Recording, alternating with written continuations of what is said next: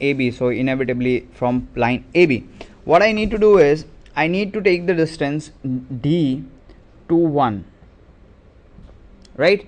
This is the distance of point 1 from line AB, and so to find out that what distance the same distance lies on line C, so what I'll do is put the point on C and cut an arc on line perpendicular which is passing through 1. So what it does is that these 2 points that I mark, that is one on top and one on bottom of D and C, which is this point and this point, can be marked as P1 and P1 dash. These are equidistant from D as well as C. Why so? Because the distance between D and 1 is say the radius that we have taken, and the same radius we have cut from C. So this is the point that is there.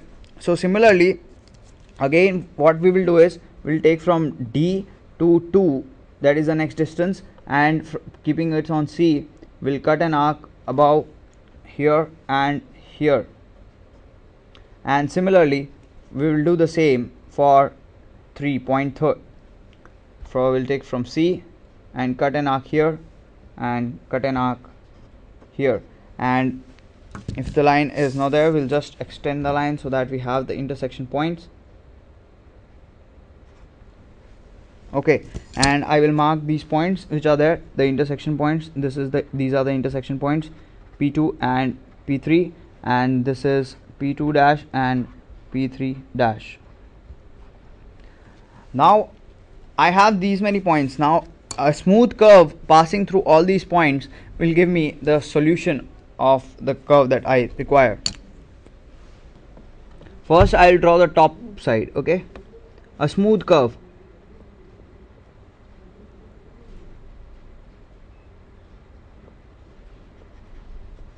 And then the next bottom part.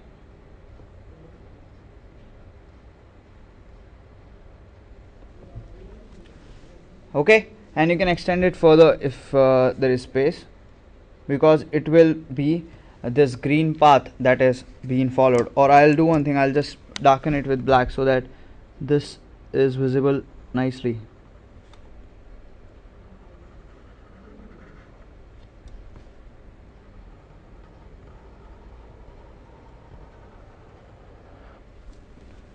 Okay, so this black line will have equidistance on all points from C as well as from line AB, which is there. So this is what is the required solution for question number 1B in the question paper that is given. Okay, so let's move on to the next solution, that is 1C, which says that an ellipse has to be drawn by oblong method given the major and the minor axis has 120 degrees and 120 mm and 90 mm respectively. So what we have solved this type of problem during our daily sessions which were there before the exams as well. We have to use the oblong method to make an ellipse. Now in ellipse we have two things, that is, one is the major axis and one is the minor axis. So the major axis is given as 120 degrees and the minor axis is given as 120 mm and minor axis is given as 90 mm. So and using this data we have to construct the ellipse. So let's see how we are going to begin. The first thing in this we will construct is, we will construct a rectangle whose width and height will be equal to the length of major and minor axis respectively.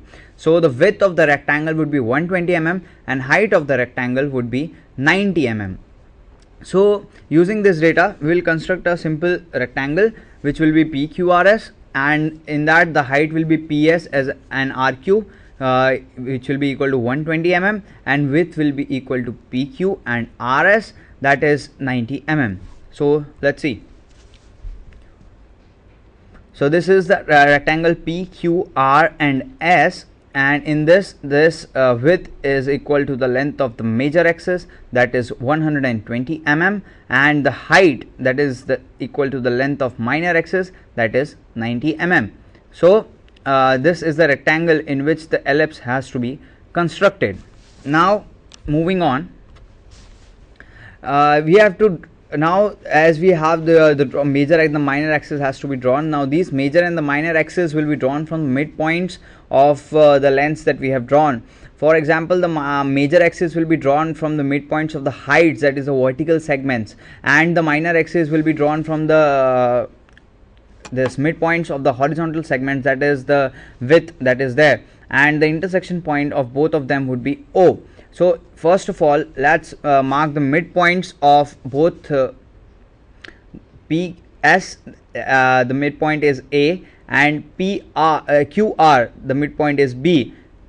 So when we connect A to B, that is our major axis which is there. And then again, if you consider the horizontal segments, it is PQ, the midpoint is C, and SR, the midpoint is D. So what happens is that it's this CD becomes the minor axis. So we have AB as the major axis and minor axis as CD, and both are having the intersection point of both these axes is marked as O. That will be the center.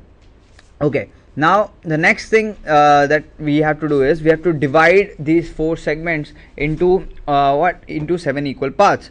Now 7 equal parts, why? You can divide it into 6 equal parts also, you can divide it into 10 equal part also. Just remember that more the parts that you divide in, more equal number of parts you divide the segments in, more accurate will be your figure. So just remember that try to have maximum number of parts, but avoid complexity. So we will be dividing OA and OB into 7 equal parts, and also AP and BQ into 7 equal parts. Now we are doing this for the upper half of the rectangle, and the same can be repeated for the lower half of the rectangle, which will inevitably give us the whole ellipse and all the points that are required. So let's see how these points are divided. So first AP and AO and OB are being divided into 7 equal parts. 1, 2, 3, 4, 5, 6 and 7, that is AO is divided. Now OB is getting divided into 7 equal parts, and now PA and QB are getting divided into 7 equal parts. Now remember, whatever number of parts you are deciding, all these 4 segments that are being divided right now have to be divided into equal parts. Now it is not necessary that AO, the dimension, say 1 to O, the distance of 1 to O on AO and OB, that is, say if it is 1 centimeter on AO, they say AO is 7 centimeters for example, and OB is another 7 centimeters. So the 7 equal parts on both the sides would be 1 centimeters each, but PA is 3.5 centimeters, say for example. So what will happen is that its 7 equal part would be only half of what actually AO, the segment on AO is. So equal parts by the means is, if A to P, whatever the distance is, that should be divided into 7 equal parts, and Q to B, whatever the distance is, that should be divided into 7 equal parts, and AO and OB both again they themselves have to be divided into 7 equal parts.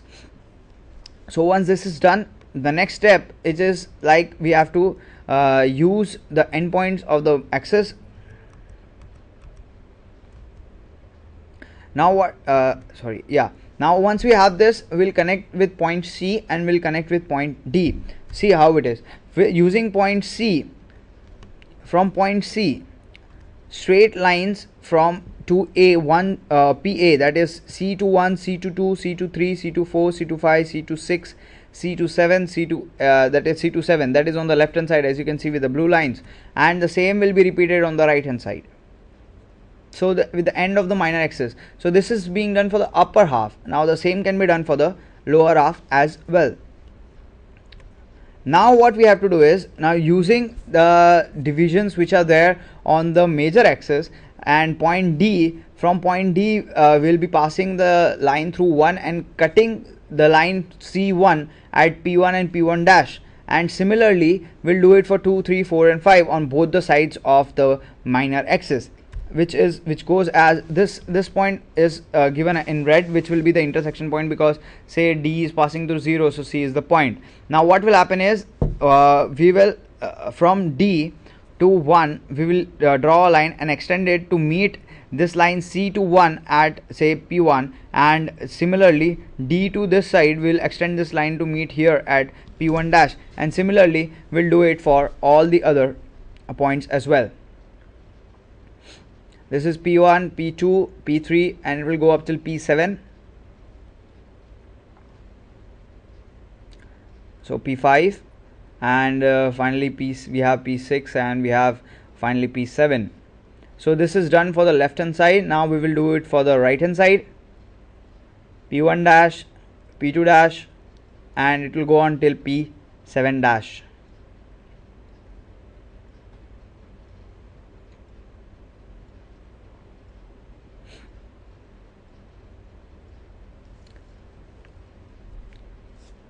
Okay, while drawing these figures, you should always keep in mind that all these lines which are there, the internal lines, should be very light, because they are just helping lines. They are just to show that how the construction has been done. It is not necessary to make it very dark. And also the intersection point should be marked in such a way that the points are visible, but it's not like they have been scribbled. So all the drawing should be very neat and clean, as I have been saying from the start. Now this same procedure should be repeated for the lower half as well, and once you repeat the same procedure for the lower half, you will have your different points. We have directly marked them. I have directly marked them, but that follows the same procedure as the one which we have followed for the upper half. Now we have all these points. What we need to do is we need to join them clockwise or anti-clockwise in order to get the required ellipse. So this is there. So what we will do is, say we will start from any one piece P-7 or P7, and we will move in say anti-clockwise direction in this way, or in clockwise direction in this way, and finally we'll have the ellipse that is required. Say we have started from C, it will go to B dash, it will go to B, and it will go to A, and finally it will come back to C. So the figure that you are seeing in purple is your required figure that is there, and this is the required ellipse of the question, that is 1C. So this answer should be obtained. Now you should remember one thing, I have not mentioned the dimensions here. You should always mention the dimensions, that is this length of the minor axis, say P to this Q, and P to S is the length of the minor axis, which is 90 mm, and P to Q, which is the length of the major axis, which is 120 mm. So you should mention the dimensions, because without dimensions it is just an artistic drawing, not an engineering drawing or engineering graphic that you are depicting to, which is very essential for any craftsman or any engineer to depict this figure, that what this actually is. So remember that labeling and dimensioning, these are the 2 points which are very necessary, that distinguishes an engineering drawing from an artistic drawing. Okay, so this was the solution of the first problem. So if you had attempted the question number 1, then these are the 3 problems that you would have been solving. Okay, now let's see the next question, the question 2A, which is there. Now the question number 2A, a point A is located in the first quadrant. The shortest radial distance of point A from intersection of HP and VP is 40 mm and is inclined at 45 degrees to HP. Now draw the projection. Now a lot of data is given to us. First of all, what is given is there is a point which is A, which is located in the first quadrant. Now what next data is given is that its shortest radial distance from the intersection of HP and VP is 40 mm. Now by radial distance, what it means is that if you take point, the intersection point of HP and VP, say as O, and you take it as a center, then this point A will be located at such a way that it will be located on the circle of radius 40 mm.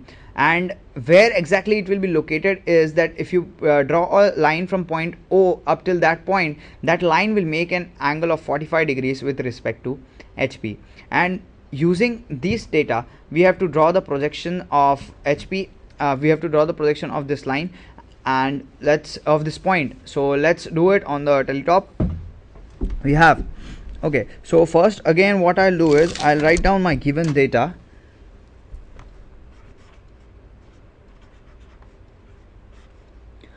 What data is given to me? First of all, point A is given. point A is given. What now? Next thing is given radial distance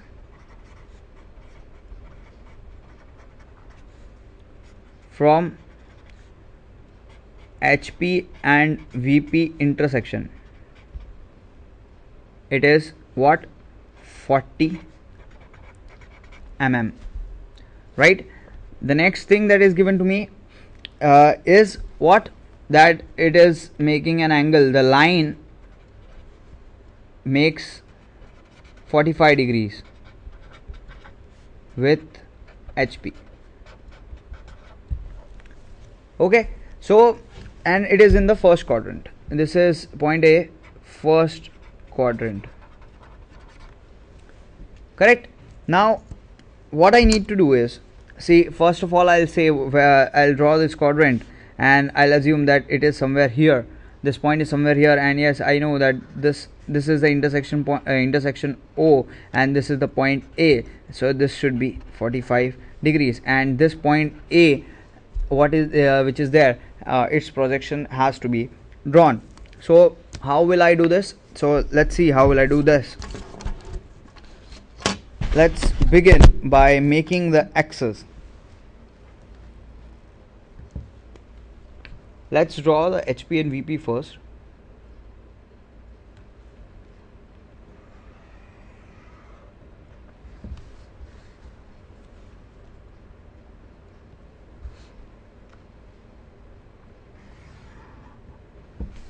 Okay, now let me name them.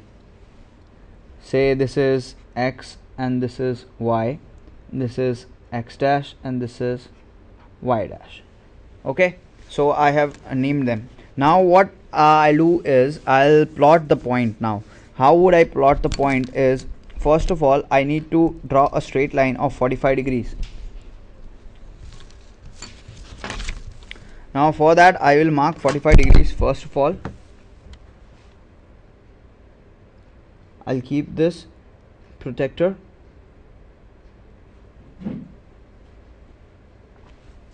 and I'll mark 45 degrees and I'll draw a straight line using my pencil.